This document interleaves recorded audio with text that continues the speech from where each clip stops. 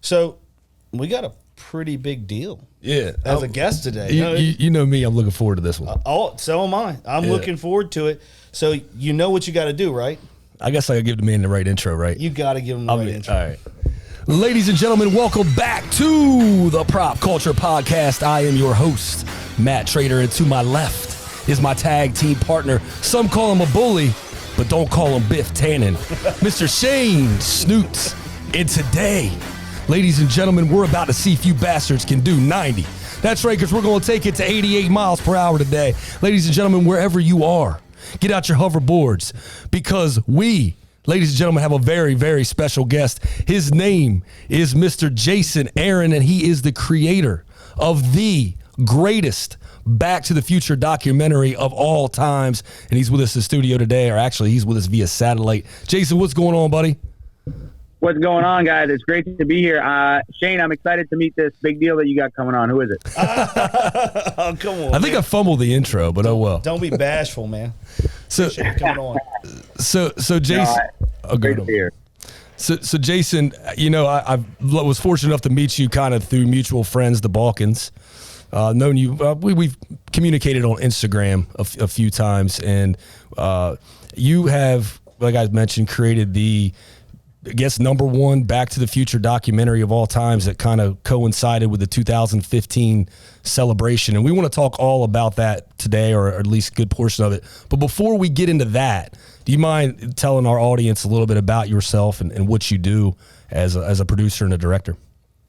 Absolutely. So I guess there's sort of there's prior to Back in Time, there's post Back in Time, and you know, I just think there's obviously a progression that happens in any you know, career in film and production. But I was doing a lot of event-based videography work for I don't know, 4 or 5 years at the time, and Back in Time just kind of came to me. It was just an idea that I had.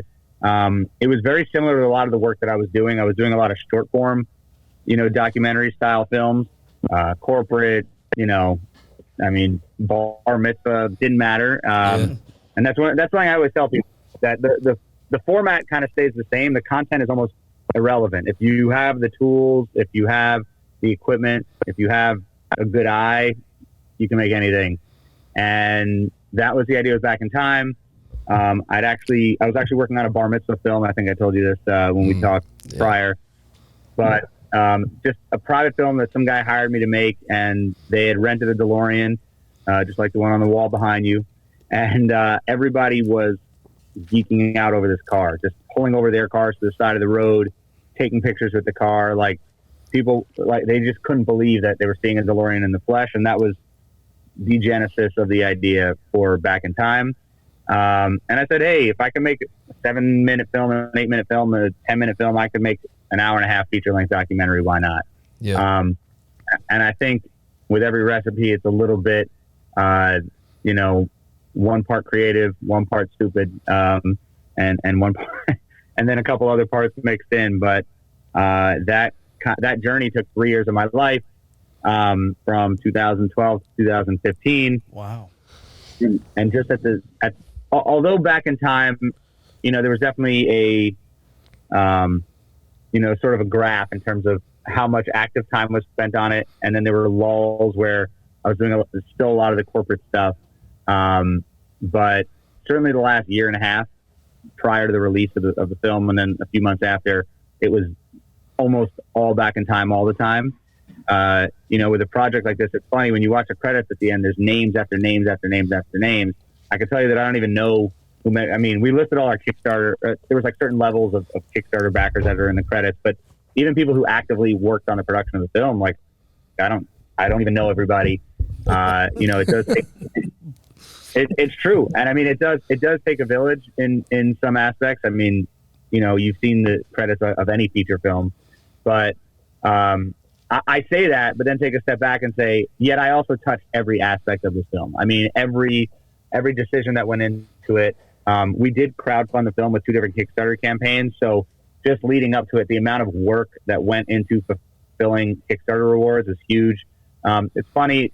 around that time, there started to be these companies that emerged that would do Kickstarter fulfillment, but we weren't really on that train. So everything was super manual. And I had to hire an assistant for 6 months prior to the film coming out. And I just remember like literally in my office on the floor, T-shirts laid out and DVD and like just we're literally manually packing them.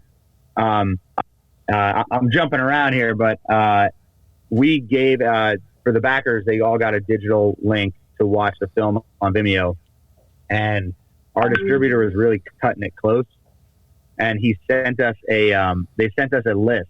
It was just basically, you know, essentially an Excel sheet that just had a ton of numbers in it, and those were codes that would unlock the film for people to watch them. Yeah.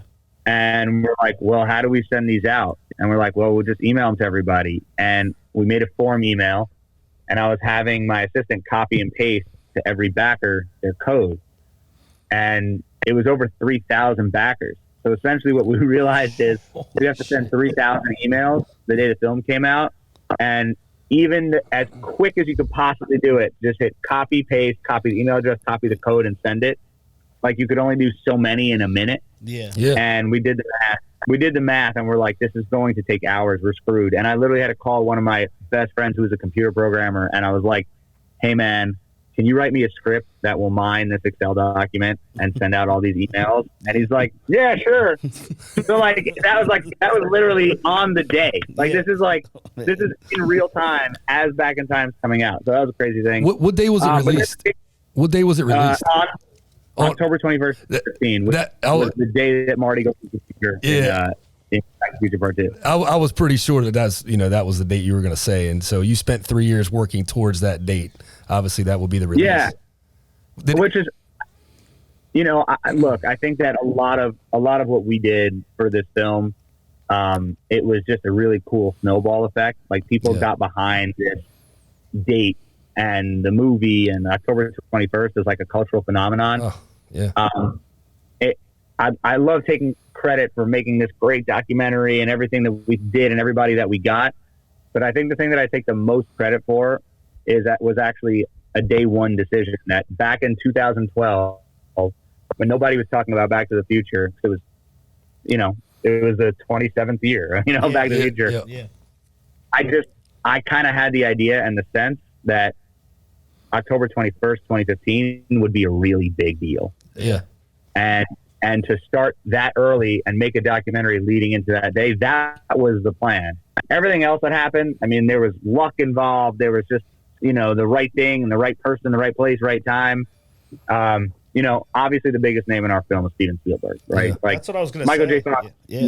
Yeah. I mean, look, Michael J. Fox to Back to the Future is, you know, the pinnacle and the creme de la creme. But when you look at the film as a whole, Steven Spielberg's in there. We got Steven Spielberg. Ultimately, we had chased him through a couple, you know, industry contacts. Yeah. At the end of the day, a good friend of mine, his uncle is married to Nancy Spielberg, Steven's sister, and that's how we got Steven Spielberg. That's awesome. So was it hard getting everybody together? Was it hard getting all the, like, because you have a lot of actual stars in the movie, like in this documentary. Yeah. It's crazy. And that was the best part of the ride. I mean, you know, the cliche about it's not, you know, it's not about where you're going, it's about how you get there. Yeah. That is certainly true for this documentary, because when we started, basically towards the beginning, you know, the name that you have to get involved with any Back to the Future project is Bob Gale, who's the writer and producer. Absolutely. He is the gatekeeper of anything that happens to Back to the Future. You got to get him or you don't have any of it. Yeah. Right. And when I first reached out to him and told him about this, he was on board from day one. He loved the idea, so he was in. How'd you get a hold of Gale? I don't even remember. You know what? You know, just the way in which this happened was when I decided to do this, I just started doing research because I had that incident with the car and the bar mitzvah thing. The original format of this documentary. Or the nuance of it. It wasn't supposed to be this big documentary about Back to the Future. It was supposed to be how the car itself affected people. So the cultural relevance of Back to the Future as seen through the eyes of the DeLorean. I think that was like the elevator. And so it was going to be a lot of stories about people who had DeLoreans or how DeLoreans help a charity, all these different things. And I'm in New York, and a lot of this stuff happens in LA. The closest people to me that are sort of involved in this community are in Massachusetts. Their names are Bill and Patrick Shea. I love them to death. And they have the only privately owned screen-used DeLorean from Back to the Future Part 3 in their collection. They have a replica time machine that looks like the Part 1 time machine in their collection. Yeah. They have the Volkswagen panel van that the Libyans used in Part 1. Wow. I think I saw this in the doc, Yeah, so they have just a ton of stuff. They were very prominently featured in the doc. And so they were like a 4-hour drive from where I live. And because we had no money to do this, but I had all the equipment, I had the idea. So to get in a car and drive 4 hours, well, that's doable. Yeah, so that was the inroad to this whole thing. And I think they probably got me in touch with Bob Gale. So we had the Shays, we had Bob Gale, and then both Claudia Wells and Don Fullilove, who are the actors that play Jennifer Parker in Part 1, and Don Fullilove is Mayor Goldie Wilson. They were in. They were in from day one. And it's funny. I'm actually still friends with Don to this day. We have a mutual friend whose name is Adam Contreras, who I will have to clip this and send him this that I gave him a shout out. But he's also in the film. He's the guy that has the mini golf course. Yeah. So Don, Adam, and I have played mini golf in Adam's backyard. That's such a dope setup. Too. Yeah. Well, yeah. The way it came about, that was so cool. Like him telling, we started with 3 holes, and then it just became a bigger and bigger thing. It was so cool to see that. Yeah, Adam is such an awesome guy, and he. It's funny because I'm in LA fairly often just for work and stuff, and every time I go to LA, I go see Adam. It's like it's a must. Yeah. So I'm gonna put you on the spot. Go ahead. I'm sorry. Go ahead. I was gonna say most people go to LA and then you got to go to In-N-Out and get a burger. Like for me, I gotta go to Adam. It's such a cool spot to get. That he actually made that and then hosts charity events and all that kind of stuff there. That's such a badass idea, man. And it's grown. He has a crazy bar there now, so we'll just sit in the backyard and sit at the bar and just. You don't ever have to leave. You don't even leave there. He doesn't leave. Yeah. He doesn't leave. How do you get in? What's the? I mean, do you just show up?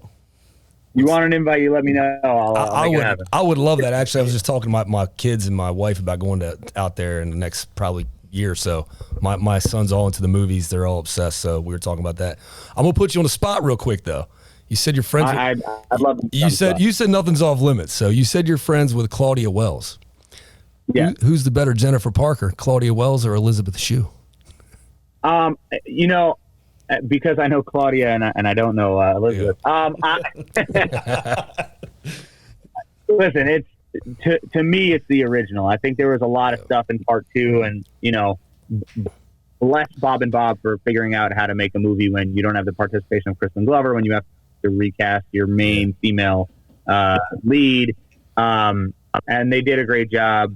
But Claudia's Jennifer. That's just sort of what it is. It's a little weird because, and I say female lead. Obviously, Leah Thompson is the female lead if you're analyzing the movie as a whole. But just based on the characters, you have Marty McFly, who's the main character of the whole movie, and his girlfriend is Jennifer Parker. Yeah. Now, she didn't have a huge role in Part 1, and in Part 2, the role of Jennifer obviously has more screen time.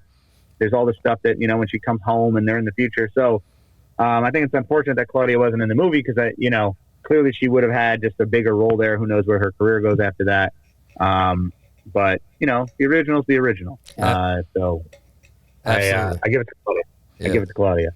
Speaking of originals and sequels and all that, so I've always been a huge Back to the Future fan. As you can see, I'm totally patronizing here today with all the memorabilia we have. He's right? Fanning out. I'm fanning out today, fanning right? Out, man. And I didn't unfortunately get to see the first one in the movie theater because I was only 4 years old, and my parents wouldn't let me see the movie at the time, so I had to sneak in and catch a glimpse while we were at the theater. I think we were waiting in line for the popcorn, right? So I sneak in, kind of open the door, and there was Doc Brown, the first visual I ever seen, on the clock tower.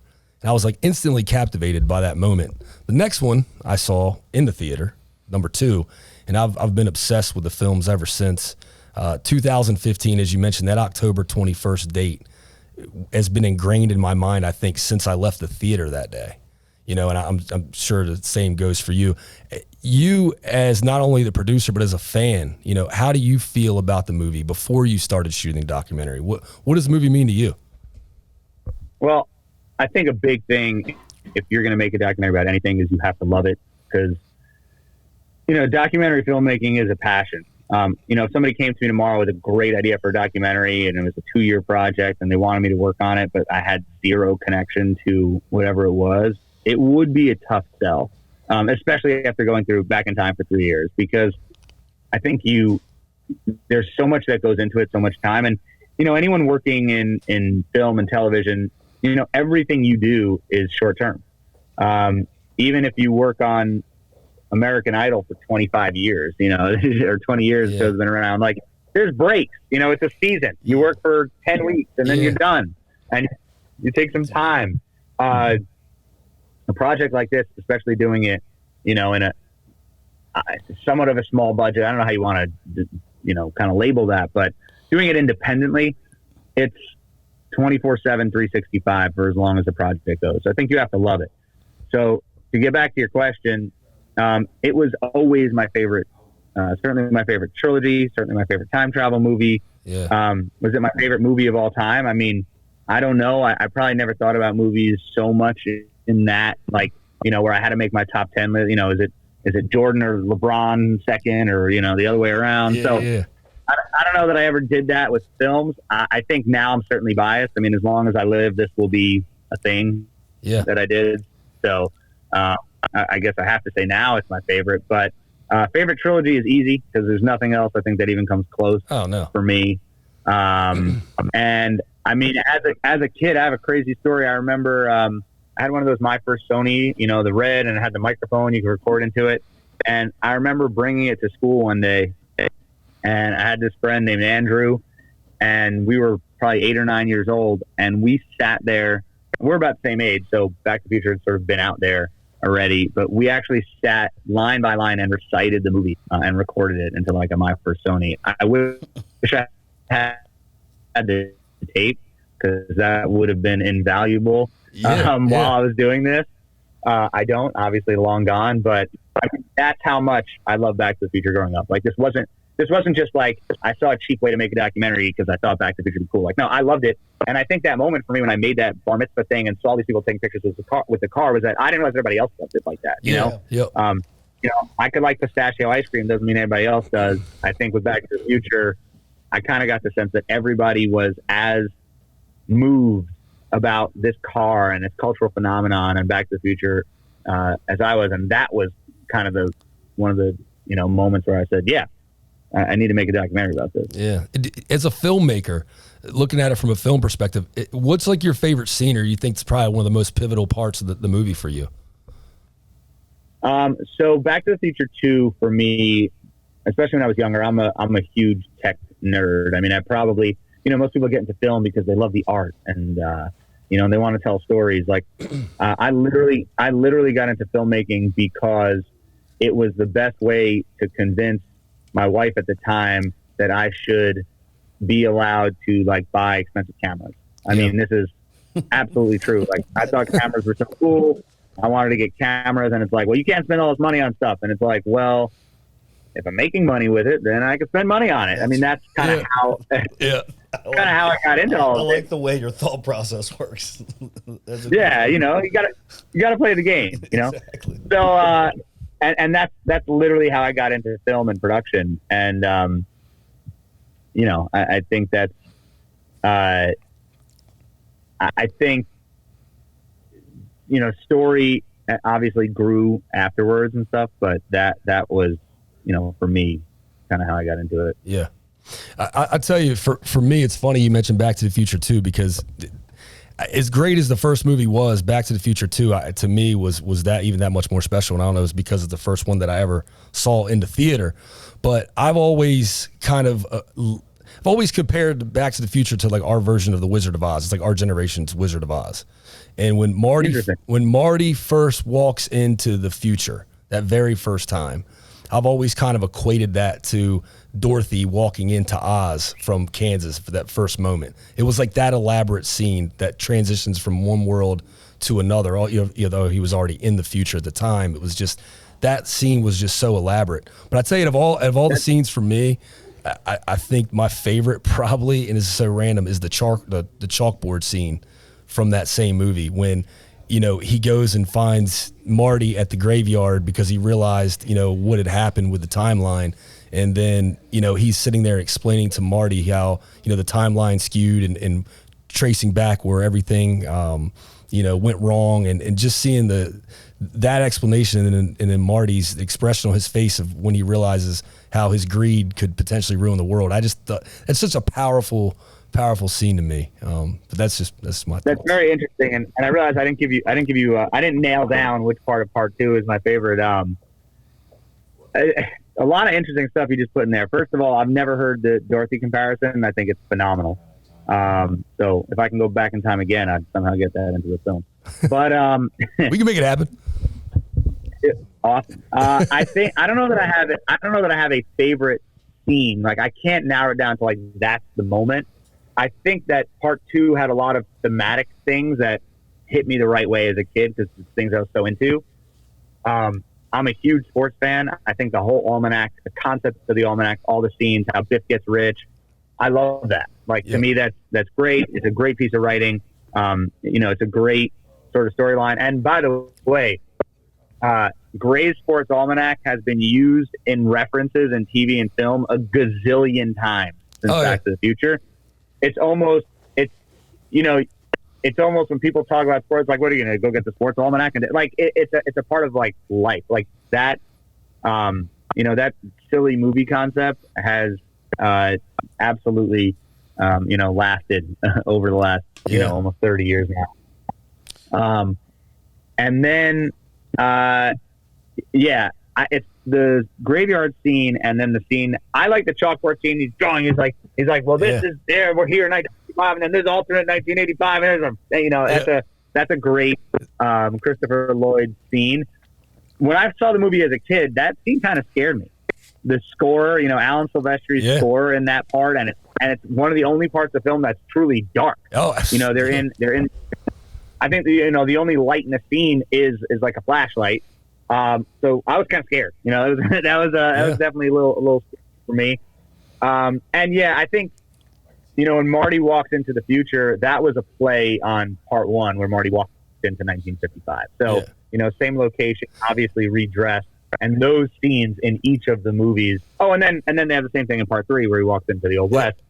So and the music, it's very climactic at that point. The film, watching that film, that's the filmmakers, that was a huge moment. Creating that, filming it, how it looked, and I don't think they'll ever let it, the cat fully out of the bag with Eric Stoltz, but I think just the way that Michael J. Fox played those scenes was like one of the things where they were like, we got the right guy. Yeah. So you mentioned Eric Stoltz, and I'd love to kind of dig a little bit deeper into that too at some point. Another part that is obviously to me is the central point of the whole movie is the Earth Angel scene.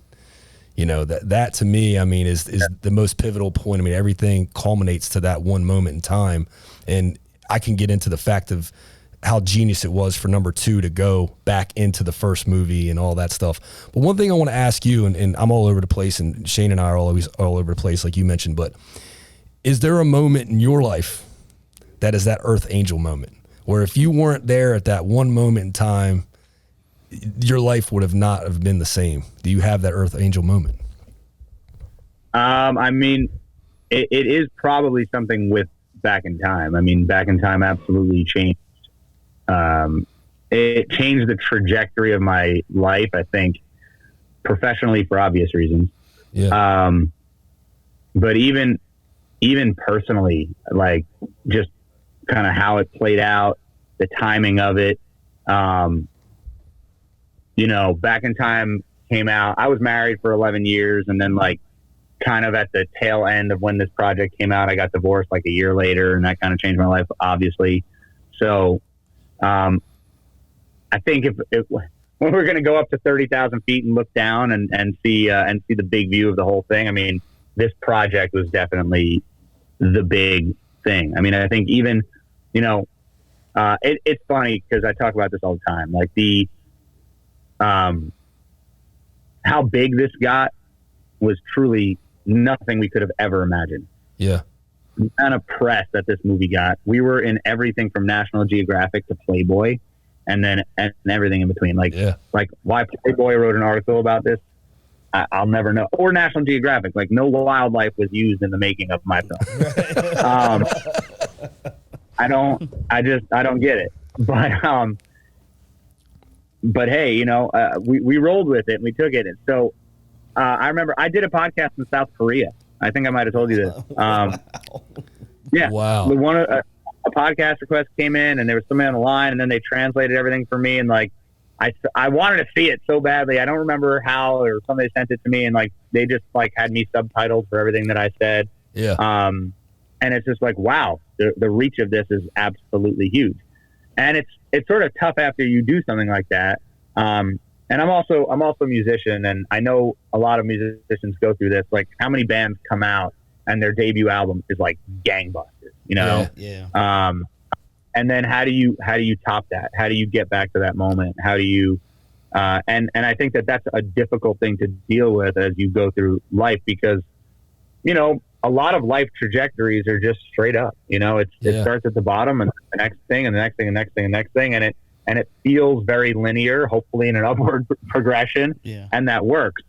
When you have something like this, that is just this pinnacle moment, and it's so big and you get so much recognition for it. And Back in Time came out, I was 32, 33, something like that. That's like kind of young. And you're, how do you bounce back off of that kind of in the back of your head with the idea that like, well, I may never do anything that gets as much recognition ever again. Yeah. So certainly you could strive to do something that does. But at the same time, you could also say, no, this was that moment that's going to allow me to do everything else. Yeah. And I think that, coming to grasp with that is, kind of where I'm at right now. I mean, I know we started at the top of the show and I didn't even get to it, but right now, I did work on another documentary after Back in Time. So Back in Time came out in 2015. 2017, I started shooting a documentary for about 2.5 years on travel. Like, I'm obsessed with travel. So the whole documentary was about points and miles, and how to travel like a king on a ramen budget. And that we never released it. COVID did not help. Oh yeah. It still may come out. I don't know, but it's kind of I produced it with my girlfriend at the time, and we're not together anymore. We're still very close, but like, it's definitely a back burner thing for both of us. Yeah. So, but the big thing for me is that I got into directing live production. Didn't have anything to do with Back in Time, but it kind of coincided. Live streaming was getting very big. I was super into it. Again, it was one of those technology things. It was like, oh, there's this new technology where you can stream things. And the first live streams that I did were weddings. People who had extra money to throw away, we'd go to weddings, and we were doing it like it was a corporate, gala event with multiple cameras and switchers on site at a wedding. And it was kind of nuts, the level of production that we were putting into that. Yeah. And you fast forward, and I've directed some of the biggest live streams that Showtime Sports has ever done. I did all the Mayweather McGregor live streams. Wow. Oh, that's awesome. Man. Wow. That's awesome. Yeah. Was an absolute cultural phenomenon in the way that Back in Time was. Yeah, Fook the Mayweathers. And Fook the Mayweathers. Fook the Mayweathers. Fook the Mayweathers. Man, that's a wild thing to be a part of. I could not have been any closer. I mean, when we did, sure, why not? Let's get into that. Yeah. But first of all, the crazy part is, I don't think that Showtime had a clue. And I should be careful what I say because I still work for Showtime. But I don't think Showtime had a clue how big that would be. Sure, you promote a fight. It's going to be a big event. It's going to be a mega fight. You put a lot of resources behind it, and you hope for the best. Like with Back in Time, I don't think anyone could have imagined that fight between those two guys swept the world. Oh, yeah. I mean, you didn't have to know a thing. You could have never seen a man throw a punch at another man in your life. And that fight, I mean, everybody was interested. Ultimately, on fight night, everybody was there. Everybody. I've worked a ton of events in my life. That was the only time, and never topped, and I don't think ever will be topped, where you felt like I had to be in that place at that night. And if you weren't in that place at that night, you were missing out. And being in that place on that night, you knew that everybody was watching. Everybody's eyes were on that fight. It was just the place to be. I think even more than the Grammys or the Oscars. Like, sure, the Oscars is a big night in film, but like a lot of people don't care. You know, like this was just different in the way that the cross section of people that were there. I mean, I in like a 3-minute span, I saw, you know, A-Rod and J-Lo had just walked in. Jamie Foxx is standing 3 feet behind me, and somebody's like, Jamie, can I get a picture? We go to the bar to get a drink, and Roger Clemens is standing there with the owner of the Astros, and we just start talking to them. And then I hear right behind me, somebody's like, yo, Tobe! And I turn around, it's Tobey Maguire, like Spider-Man walks in, and it's just like, holy shit. This is in like a 5-minute span. Yeah. It was an absolute wild ride. But to go back, I don't think Showtime, if Showtime knew how big this would be, they would have put their typical television production, 53-foot expandos, and do this thing, you know. You guys were streaming like the press conferences. Like, I remember like those press conferences, they just would pop up streaming. And like they were can't miss. They were literally cannot miss. Like, I watched every presser from that fight lead up because it was just wild. It was a wild. So the way that they came, we were basically and still are and this is with my job at Malka Media, where I run the live department. But they basically came to us and said, you know, we were the guys that were doing like post-fight press conferences and weigh-ins and stuff like that. We were doing those digital streams. They said, hey, we're doing this big fight. We're going to go to 3 cities in 3 days. The tour was 4 cities. The last one was London. We didn't do London. Sky Sports had the rights to that, and they did it over in the UK. But they said, we're going to do 3 cities in 3 days. We want you guys to do what you do and come out and do this production. The production team was me, a good friend of mine who does audio, who owns his own business, and we bring him in as, you know, sort of an extension of what we do.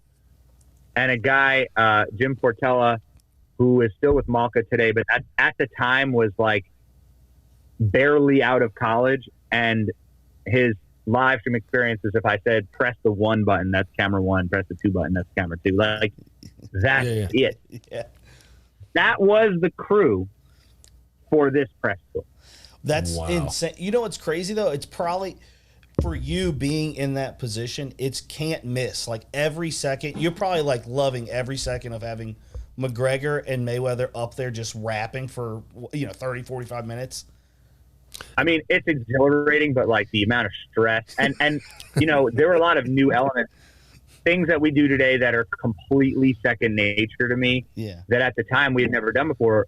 We put this online. It was on YouTube and crazy amounts of views and whatever. But it was also sent out via satellite to the world media.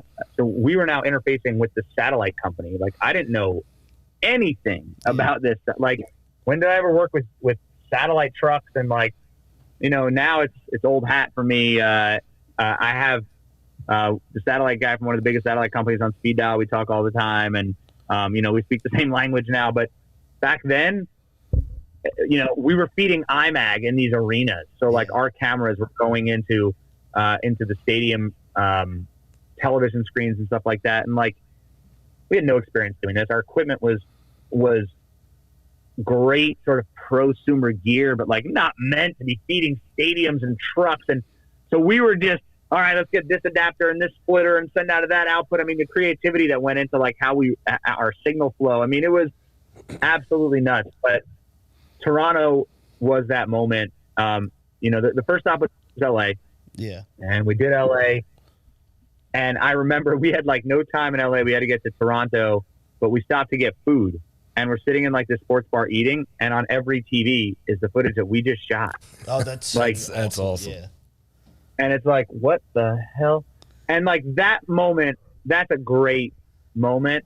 But then we get to Toronto. So New York and LA were in stadiums. It was at the Barclays Center and Staples Center. Yeah. Now the Crypto.com Yeah. arena. And, you know, so those were big productions. We were kind of on the floor. But Toronto was different. They had it in an amphitheater up there. And there was no back of house. I remember that. So one. Toronto was the big one. Yeah, I remember that. Because New York was almost a letdown because after 2 days, like how do you top this? But LA, they got nuts. And then for Toronto, they're like, oh, we're really gonna get nuts. Oh, so yeah. Toronto was just turned up. That was, I mean, to me, and I think you could ask anybody who was there, I think everybody would agree that Toronto was the spot. But our production position, we were on the stage in Toronto. There was no back of house. Oh, no. We were literally on the stage, and I will never forget this as long as I live. I'm sitting there, I'm calling the show, and I ready camera one, take one, ready two, and I do this because I feel, you know, you feel when somebody's over your shoulder. So I do this. Drake standing over my shoulder, watching me cut the show, and I'm like, oh, hey, what's up, man? Yeah. I'm like, no pressure, right? Like at that point, like, hey, Drake, back up, give me 3 steps, please. Exactly. That's nuts. That was I think, was it Brandon Schaub? That's when Brandon Schaub first started with Showtime Sports, and he took over digital media for you guys. He had was it Below the Belt? I think it was his show. Below the Belt Fighter and the Kid. But that was his moment. Showtime brought him in because they needed an MMA expert to kind of join the panel with him. Basically, the two analysts were Brendan and Paulie Malignaggi, who was with Showtime for a long time. So it was kind of, Paulie was the Mayweather boxing guy, and Schaub was the MMA Conor guy. It's funny, if you ask Brendan about it now, you know, he'll say, I never thought Conor had a chance because, you know, you don't want to look like a fool. But you go back and watch that footage, and I think Brendan, like, legit believed that Conor was going to come out there and shock the world. He did. I remember that. They worked a hell of a fight, though. Mayweather worked a hell of a fight. That's how I actually that's how I was introduced to. I watched Brandon Schaub's Fighter and the Kid and King of the Sting. That's how I was introduced to him by you guys through Showtime. Like because at that time he was just a retired fight. You know, he was from the UFC. He was retired. I didn't know that until he came on, and he's a fun guy. Like, he's just a fun guy. He says, you know, funny stuff, goofy stuff sometimes. Like, he was really saying McGregor was going to knock him out, though. Yeah, I remember. Yeah. It was a hot take. He was like, he's going to knock him out. 4 rounds or 5 rounds, I think. And we just had so many crazy people who came in. I remember we had Rosie Perez in Brooklyn. Yeah. You know, and she's like the first lady of boxing. But, like, when she jumps on set, I'm like, oh, I remember her in White Man Can't Jump. I really remember her in White Man Can't. You know, and it's like all these people like just showing up out of the woodwork, and I mean, we had Floyd in. I've worked with Floyd now a bunch since, and of course he's been retired now for most of it, but then coming back for these fights, and you know, you can get complacent with anything. I mean, this is the greatest fighter of our generation. Yeah. You know. Where you want to put him all-time pound for pound list, fine. But greatest fighter of our generation, and probably the greatest self-promoter in the history of the sport, maybe second to Muhammad Ali, but Floyd sure made a whole lot more money. Oh, and, you know, I remember in Toronto, we were able to interview him coming off stage, and, like, just, like, we didn't have a microphone for him. Yeah. Because this is, like, so crazy. We had headsets for the 3, you know, for Paulie, Brendan, and Brian Custer was in New York, and I think LA. I'm not sure if he was hosting that show. Whoever the host was, we had a headset for them, but we didn't have a 4th microphone. And literally, I have my microphone on a stand that I'm using to talk to the camera operators. Yeah. You know, for comms. And my audio guy, his name is Shai Kleiman. He's a wizard.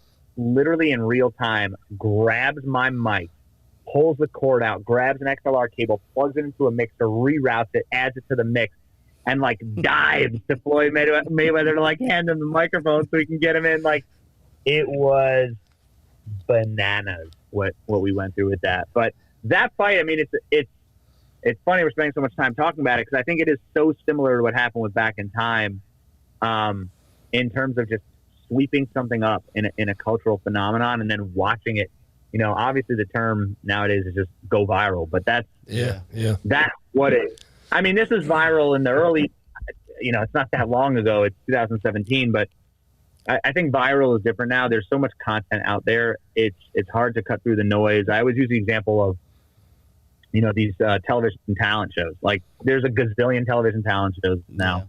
But if you think back to, let's say, American Idol in the beginning, it was the only one. Go back to Star Search. Well, go way back. That's McMahon days, right? That's the beginning. That's way back. Yeah. But you know, you look at somebody like Kelly Clarkson, right? Like, is Kelly Clarkson so much more talented than some of the other people that are on, you know, shows like The Voice and American Idol today? No, I don't think she is.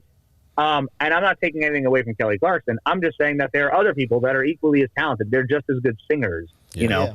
But the difference is that when American Idol is the only show and everybody's watching it, the amount of eyeballs and just sort of notoriety that you get from something like that is a really big deal, and it allows you to kickstart a career in ways that today, I mean, tell me who won American Idol any of the last 4 seasons. I have no... Right? You're completely right, because after a certain time when there was more different things that were coming on for talent searches, you forget all about American Idol. It was no longer the thing to watch anymore because you had 3 or 4 other options.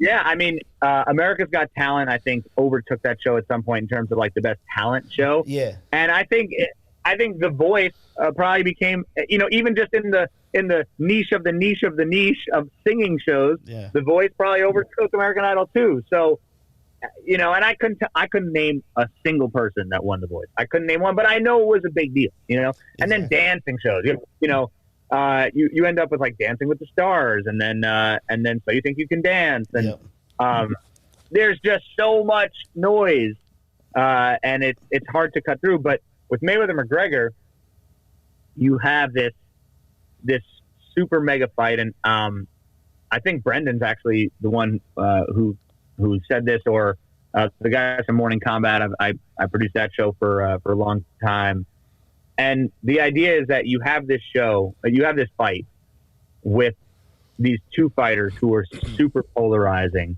and it's just the right time, and they do just enough to make you think that there's a chance that this guy who's a mixed martial artist is going to come into boxing and beat the best fighter in the world at the time. And when you look at it afterwards, it's such a joke because, you know, you had this perfect storm. It's the perfect storm when it snows an inch, you know, when the weathermen miss. Yeah, exactly. Because McGregor never had a chance. It comes out later that Floyd barely even trained for this fight. Yeah. Because he knew he was going to kill him. You have, so you have all these elements, and it's like nothing really played out the way we thought it was going to play out. Yet everybody got swept up in it. And I think, you know, I can't get inside Floyd's head, but it's even when the fight started, Conor looked great for 3 rounds. Oh yeah, looked phenomenal. And on the scorecards, he won those rounds because, you know, he was just a little bit more active and Floyd wasn't doing anything. So you're sitting there watching this going like, oh my God, this is going to happen.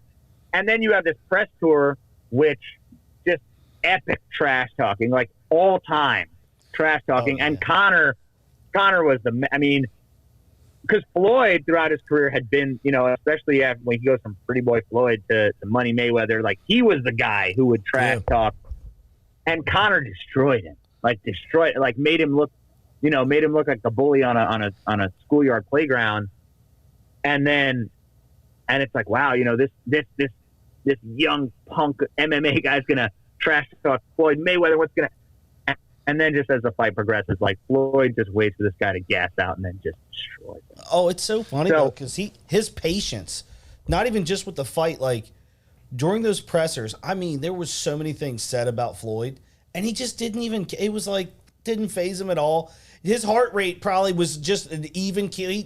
It never looked like he lost his cool at all. And like Conor's just running around on the stage, just, I mean, losing his mind. So, I mean, you know, it's funny because the trash talking in Brooklyn, like I said, I think took a dip, but then you have Conor's white fur coat. Like I could still see that jacket. Comes out in this knee length white fur coat. I think it was Gucci. Gucci Mink. He's in his Gucci Mink. Looked like Frank White from American Gangster. Whatever it was, yeah. It's got this dragon design on the back, and just we could talk about this fight for hours, but we had just a bunch of gear and we were going from city to city to city, and we had to go to Toronto. We had to get through customs. Like, it was a whole thing for us trying to travel to these three places. But we get back to New York for the New York press tour, and we're exhausted. I'm sure. Exhausted. But the New York press tour was at night. It was like 8 o'clock at night. And I was going to get home from Toronto and actually get a little bit of sleep. I live right near JFK Airport. So I was going to sleep for a couple hours before I had to go to Barclays. Yeah. And I'm in the Uber on the way. I live 15 minutes from the airport. I'm in the Uber going home, and I get a phone call, and they go, "How far away can you shoot from?" I said, "Why?" "We want to add a catwalk for tonight." Oh, my gosh. Want to do what?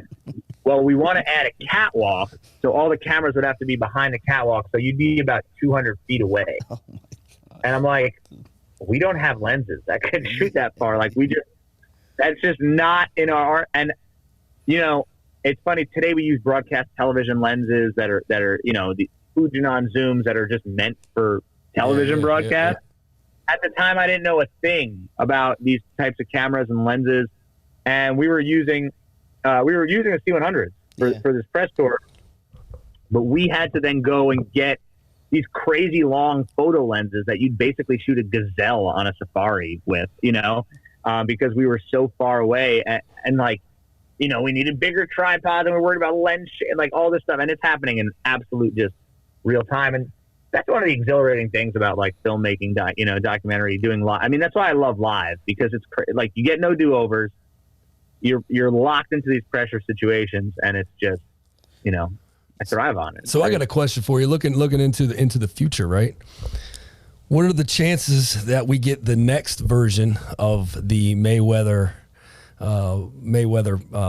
McGregor fight with Paul versus Tyson? Have you heard anything about this? Is this going to happen? We're hearing. There are always a lot of rumors. I certainly don't have any insider information about something that's in the works. What I can tell you, just from seeing boxing for a while, is these things kind of happen behind closed doors and kind of happen quickly. Yeah. So, and especially with the way the press works and leaks and all this stuff, I think if that fight, I think the fans would love to see it. Yeah. I think if it's going to happen, it would just sort of happen quickly. They'd have a meeting today. By Friday, they'd ink the deal, and then by next week, everybody would know about it. And within 8 weeks, this fight would be put on. And that's just kind of how boxing, You think it'd draw like Mayweather McGregor did? I mean, Paul versus. No, you don't think so? No, because as big as Mike Tyson is, and the guy gets in a fist fight on an airplane and it's world news. Yeah. But as big as he is, Logan Paul or Jake Paul, whichever Paul you want to put in the ring. Yeah, that's true. Yeah. They're just you can't compare either one of them to either Floyd Mayweather. Rather, you can't compare either Paul brother to either Floyd Mayweather or Conor McGregor. And that's what sells a great fight. I mean, listen, I love real boxing. I love Errol Spence Jr. is one of the greatest, fighters on the planet today. As a boxing fan, household name. Walk up to somebody in the street and ask them about Errol Spence Jr. They wouldn't have a clue who that is. Exactly. Who's the heavyweight champion of the world today? Everyone always used to say you'd always know who the World Series champion was in baseball, who the heavyweight fighter of the world was.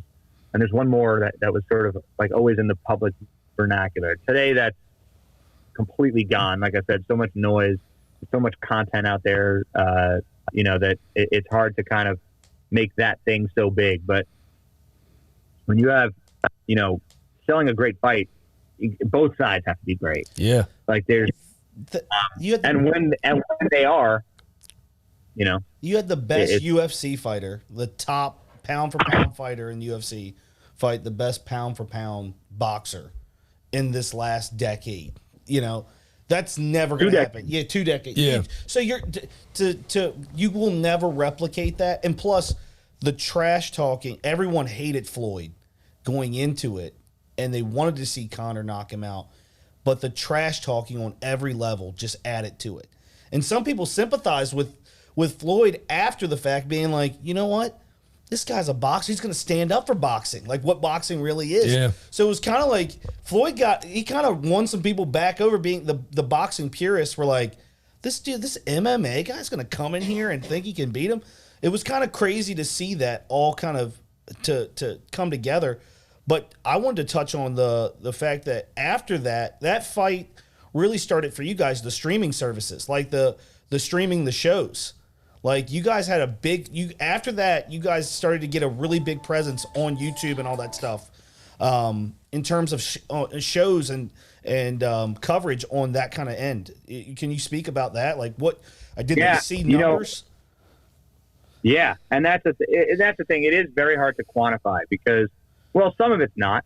If you have a paid YouTube account and you have ads, you can very easily quantify what that brings in, right? Just from that. But I think that part that's essentially impossible to quantify, although there are plenty of services that will try, is what is the value of a digital eyeball? Because when you're talking about a pay-per-view fight, ultimately the only thing that matters is, are you impressing me enough to buy the pay-per-view? Yep. Right. Because that's the only revenue, or a ticket to the fight. Yeah. Because those are the only two things that ultimately matter. Otherwise, it's just cost. You're just spending money, right? To produce these digital shows. And I look back at this all the time because you almost have to see it to like pinch yourself. Every stream that we did, so the press tours and then the fight week streams, the press conference the week of the fight, the weigh-in, obviously. Although the Showtime television production handled most of the weigh-in, we just took it as shoulder content and then had our announcers, pre-show for that. And the post-fight press conference, which to me is a phenomenon that, as somebody that's done a gazillion of them, I think I have pretty good insight into those. Those usually get the best numbers out of anything. Yeah. I think people are wildly fascinated with post-fight press conferences. But all of those shows were in the millions, every one of them.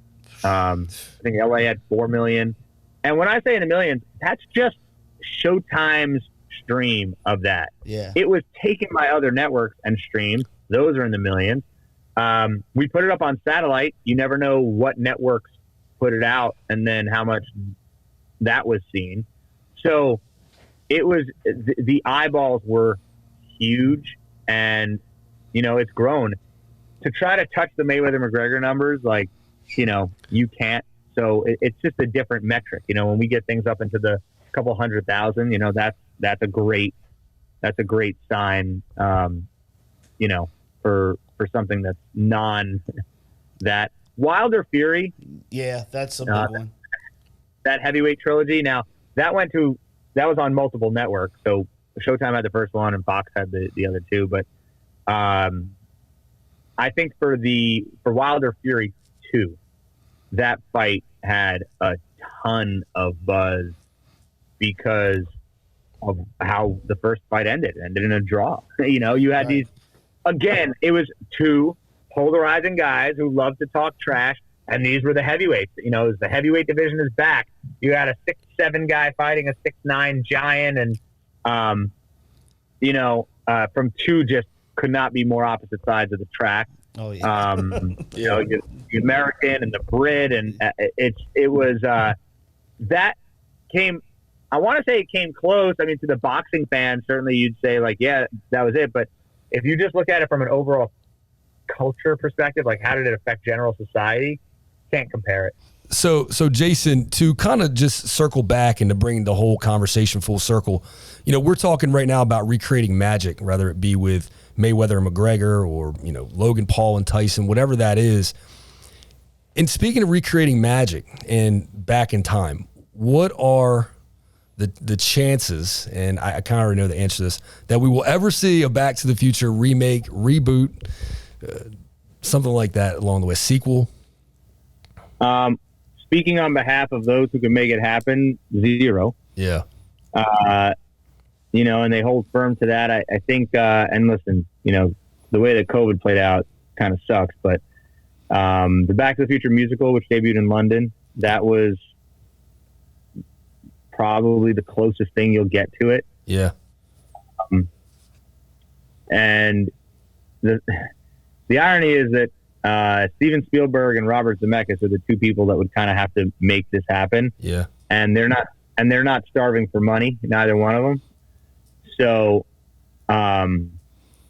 listen, a lot of things probably ultimately do get remade because it's just a money grab. Yeah.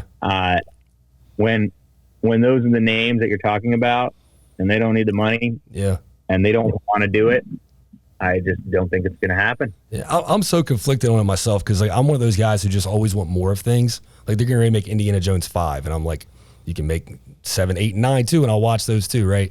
But with Back to the Future, it's like I would love to see more. I'd probably almost give anything to see it, but there's another part of me that I don't know that it's necessary. It's like I compare it to The Wizard of Oz. The Wizard of Oz is like that one movie that nobody's really ever touched outside of the prequel with Oz and Great and Powerful, and I think that trilogy of Back to the Future is probably kind of the same way. You just don't draw a mustache on the Mona Lisa. Yeah, I mean, nobody saw like the next Karate Kid with Jaden Smith and was like, "Damn, that's so much better than the original." Like, yeah, it just doesn't happen. The overarching theme of the documentary, though, your documentary was this was a perfect. This is a perfect movie. You pitched a perfect game. Do not mess it up. And I don't think there's a lot. Again, this is personal opinion, but how many trilogies do you know that just hit it out of the park? Every one. It's hard to come back for the second one, but then a third one, like that. It's never that never. I mean, look, they're remaking Halloween. How many times they've rebooted Halloween? They've rebooted so many different things, different starting points.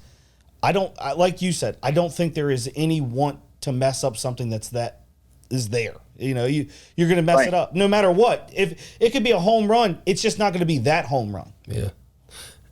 Ironically, Dean Cundy, the director of photography on Back to the Future, is also the director of photography on Halloween. But everything ties together. But I agree. I mean, and so many people have said it that Back to the Future is the perfect screenplay. So, what's the remake going to be? You're not going to have Michael J. Fox in it. Yeah. You could have Christopher Lloyd, but he's getting older, and the roles that he takes on now, it's not the same. It's funny because he played an older character in Back to the Future, but he was only in his 50s when the movie came out. Yeah. So it's just could you recast it? Sure. Are you going to tell the same story again? Like what? I don't think you can't tell the same story. No. Right. So that would be a waste. And that's the thing. A lot of these remakes, I brought up the next Karate Kid. I don't know why it was front of mind, but a story like that, you can just retell the same story over and over and over again. Another great example: A Star Is Born. Okay. I think the Lady Gaga Bradley Cooper one was the fourth. If not, it was the third. That's a story easily retold. Yeah. Find two relevant actors of the day. One of them is the star. One of them is the nobody. The nobody becomes the star, and then drama ensues. Right. Yeah. I happen to love that movie because I had zero connection to the prior ones, and even if I had seen the Barbra Streisand version a gazillion years ago, like it's just a different movie in a different time. Back to the Future is a very specific story. Yeah. It's a story about a guy that creates a time machine, and then his high school friend gets in this car by accident and goes back and meets his parents, and what life like meeting your parents, and you can't retell that. It's too specific. So I think all that are either a remake or look, you can creatively mess with time because it's time. Yeah. And when you start dealing with time travel, you can go anywhere and do anything. But without the characters and without the actors, it's just going to be another bad. I think Zemeckis and Gale told us that they would never make another one. At the very last scene, the very last piece of dialogue from Back to the Future 3, when Marty looked at Doc and said, "Hey, Doc," because Doc was in the train, right, at this point, and he said, hey, Doc, where are you going now? Back to the Future? And Doc said, "Nope, already been there." And I really think that was that was the final, period to everything. I will say this. If the guys who created the new Cobra Kai series could somehow get their hands on the Back to the Future universe, I wouldn't mind seeing maybe like a 30-minute, episodic series that's related to Back to the Future. Maybe call it The Valley or something like that, because those guys have done really, really well with the Karate Kid universe. The funny thing is that even in the documentary, it's like that film wouldn't be made today because an old man hanging out with a young kid would be suspicious. like that's a very suspicious. Like back then, that's atypical. Now, an older man in a mall parking lot hanging out with a young kid, the cops are being called. Yeah, and Bob Gale said that to us in our documentary. Like, the fact that there was just no suspected impropriety of that relationship, like, it is also only works for the time period, and he had a white van too. Rode up in the white van. Yeah, exactly. Yeah. Step into my white panel van. Get into my weird car. Exactly. But yeah, that's there's just no reason to remake it. However, I will agree with you. I'm a massive fan of Cobra Kai, and when you strip out Daniel LaRusso out of Cobra Kai, it's just a dumb coming-of-age teenage television show that people, I think, our age should have no interest in. It's exactly right. Its target audience would otherwise be like 12-year-olds, and that's the beauty of it. That people who are in their late 30s and 40s, and then have kids that were the age of when those 30 and 40-year-olds saw Karate Kid back in the 80s. You're able to tie those things together, and families can watch it. However, the guys that got their hands on Cobra Kai did sprinkle just the right amount of the original in there and having the characters in there. I remember I was very excited for the Beverly Hills 90210 reboot that came out probably about 10 years ago at this point. It's that long ago. I was a huge fan of the original, and it was like, oh, they're redoing this. Let's go. Another one that kind of got me was Saved by the Bell. Yes. I was like, love that show. Yeah. Let's do it. And it's funny because the Beverly Hills one, although I'm not going to lie and tell you I didn't watch every episode of the reboot because I did, it missed the boat in that they sprinkled in the original characters for like 3 episodes and then got rid of them. Yeah. It was just an attention grab, and then the show was just thematically completely different. And it just happened to be called Beverly Hills 90210. And I think with Saved by the Bell, it was a little too quirky. The original show was quirky, and the whole show kind of didn't work. I don't even know if they got a second season out of it. They did. The new Saved by the Bell reboot. Talking about? Yeah, I've watched both seasons. As big of a Back to the Future guy I am, I'm actually probably equally as big of a Saved by the Bell guy. Like you said, I'm obsessed. They sprinkled just enough of the old cast in to make you stick around. Yeah. So that's what I think that Saved by the Bell did right versus, let's say, 90210. But Cobra Kai does it in such a different way.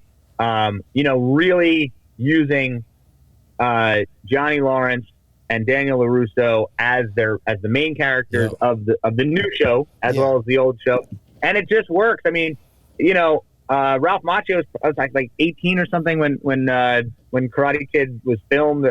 He was super young, so even though this is 30 years later, and the Karate Kid's older than Back to the Future, by a couple of years, but yet the actors are still young enough and vibrant enough. I mean, Ralph Macchio's in his 60s. And he's doing these karate scenes, and by the grace of God, the guy has like a super baby face and just looks young and is almost believable in these fighting scenes. And by the way, the Karate Kid fighting scenes were some of the worst fighting scenes in any you'd call fighting movie of all time. I mean, they were awful. Mr. Miyagi cannot fight. He's an old man. Yes. Thank you. His karate moves are I mean, it's terrible. Like, this is not, but it worked. Like, it worked. It was just enough. It was done the right way. It was, and I say this about the effects in Back to the Future to tie it back.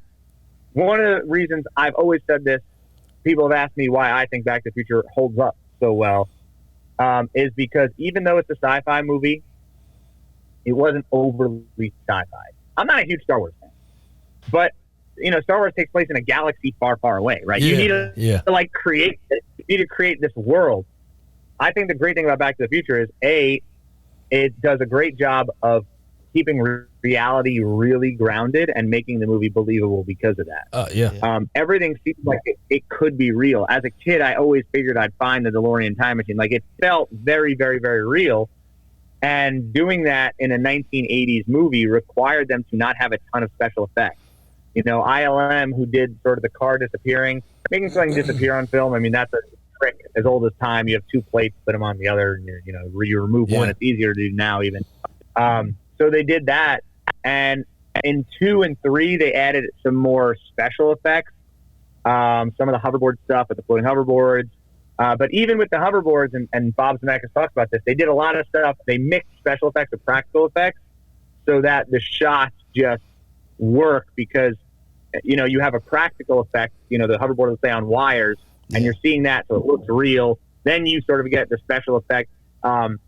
Like, the worst 2 effects for me in any of the Back to the Future movies, when the pit bull drops out of Biff's case for it that first time, that one shot, extremely fake looking, but it's so quick that you just move on. And the train explosion, they overlaid some explosion stuff over the train exploding that looks so fake. Which is so unfortunate because it didn't make the film. He's not in the film. It just kind of was, it was a little too out there.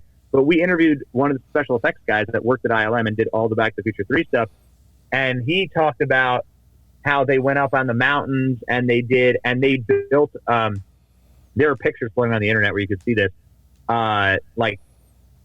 scaled versions of that train.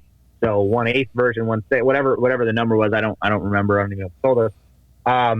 And you could sort of see people standing next to the train and the DeLorean time machine, and like how they're miniatures. Yeah. And so they blew up miniatures and sent them into the ravine. But yet then they try to oversell it by putting these these fake explosions on, which today you could do. Today a 16-year-old in their parents' basement could do, an After Effects in probably 20 minutes, and it would look way better than what they have in Back to the Future. So, we're getting the signal. Yeah, well, look, man, we hate to cut you off because we are getting a signal. We'd love to have you back on, actually, to continue the conversation at some point. I don't even feel like we touched on everything we wanted to touch on. I know, yeah, we probably could go for 2 or 3 more hours. But look, Jason, we really appreciate it. Hey, tell Rogan, I can go all day. Tell our audience where they can find you at, because I know that you have YouTube channels, all that stuff. So tell them where they can. Yeah, the best Instagram, Jason_Aaron. My website's jasonaaron.com. 1A and all the Aarons.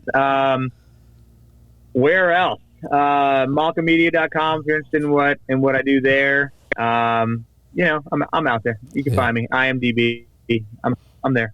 Well, look, we appreciate you. I'd love to get you back on and have more of a conversation about everything Back to the Future, boxing, everything that you're doing, and maybe we can even discuss how we could potentially remake Back to the Future and possibly have a little conversation about a future story. I've got some ideas. So, but it would be worth a campfire and a drink. I'll tell you that. All right, let's do it. I'm all about it. We're all about it. Appreciate you, man. Thank you. Thank you. Thanks. See ya. Bye. Take care, guys.